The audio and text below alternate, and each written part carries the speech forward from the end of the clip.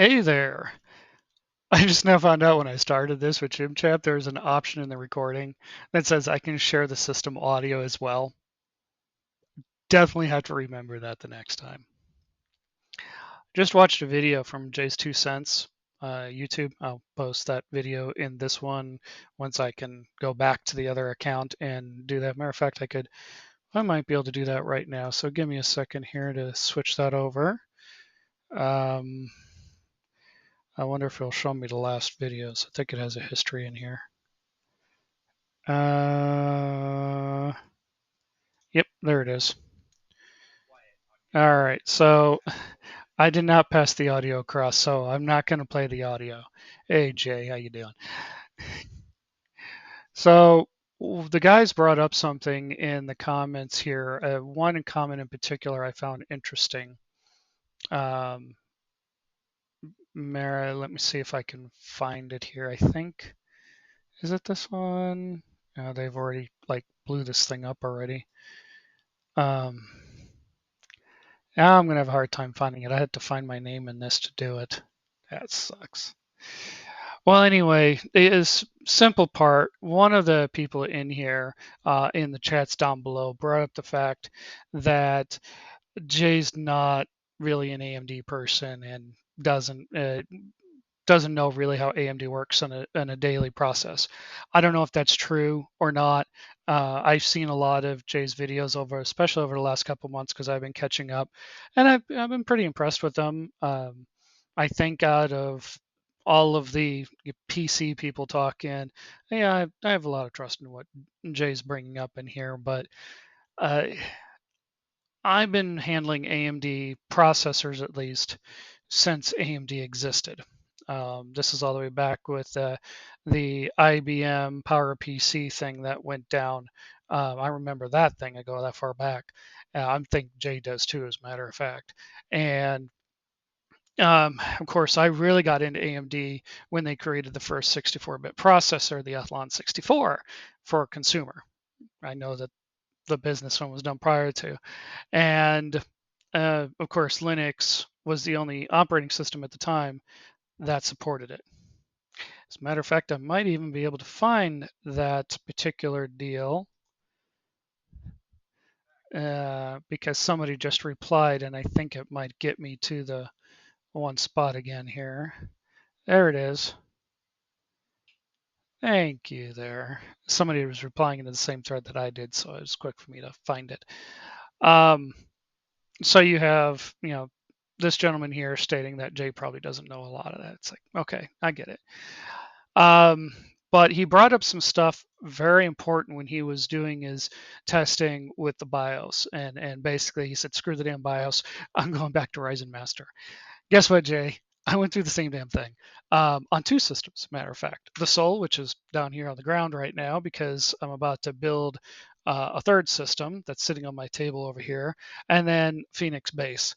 I tried doing it, and the Soul has a Gigabyte B650, where my Phoenix Base has an MSI X670E carbon in it.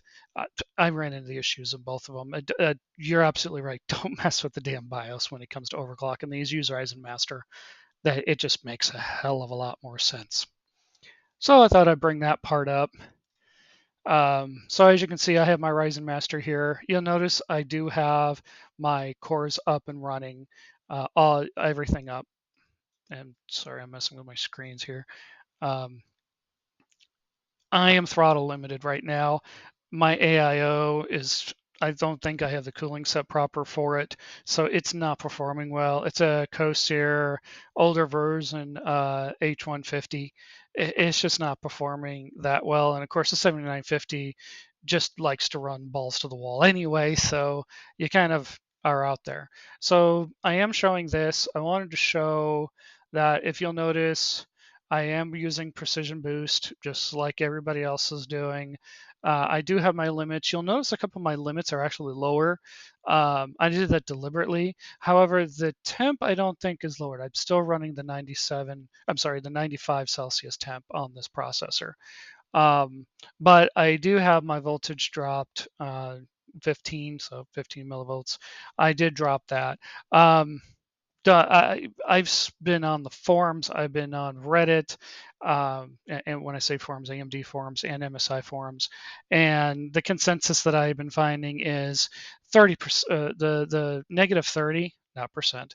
The negative 30 is a bit extreme. Not all processors will do it. If you get a processor that can go minus 30, you got a a good Ryzen processor. Most of them aren't going to do it. Usually it comes out 15 is the best. I actually started this one at 20, worked my way down. I think it was at 16 where it stabilized, and I just said, nah, I'll leave it at 15. I'm gonna have to run this again once I get the liquid cooling put onto this thing, the full loop. So, and yes, Jay, you're helping me a lot with those loops. Uh, I wanted to kind of do a quick show on how that works and what this processor is currently doing, the 7950X. And we'll see if it kills my audio, because it killed my audio before. So, oh, look at that. There's all the cores kicking. I know a lot of people say you should shut off the SMT. Sorry, I'm not going to shut off the SMT with this. I use all my cores. I like all my cores. I'm going to use them. So I think it's stupid if you're going to make a computer with all these cores that you don't make it so you can use them all. Um, I really think that's a bad design, but and there you go. I'm sitting at 33,000, so a little bit higher than that 9,000 series that Jay was running off of. But again, this is a 7950X. As a matter of fact, the third computer I'm about to be putting together is a 7950X 3D with the same video card in it. And I also have my video card here as well, NVIDIA GeForce 4090. I used to be a big Radeon and AMD guy building Dragon setups for decades until the RTX series came out and games started doing the real-time ray tracing, and I got to see it, and that pretty much sent me the NVIDIA route. And of course, it didn't help the fact that one of the companies I worked for was doing a lot of machine learning.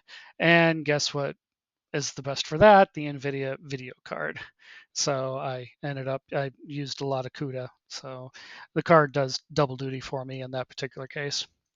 I wanted to share this out, Jay. Us daily AMD fanboys, as you like to call it. I can't speak for everybody, but coming back for well over 20 years with AMD processors, yeah, they're just as buggy as Intel. They have just as many issues, and we deal with them. I don't think I've ever had a board that or a system that was absolutely perfect, but this one does pretty good. And yeah, keep having fun. Later.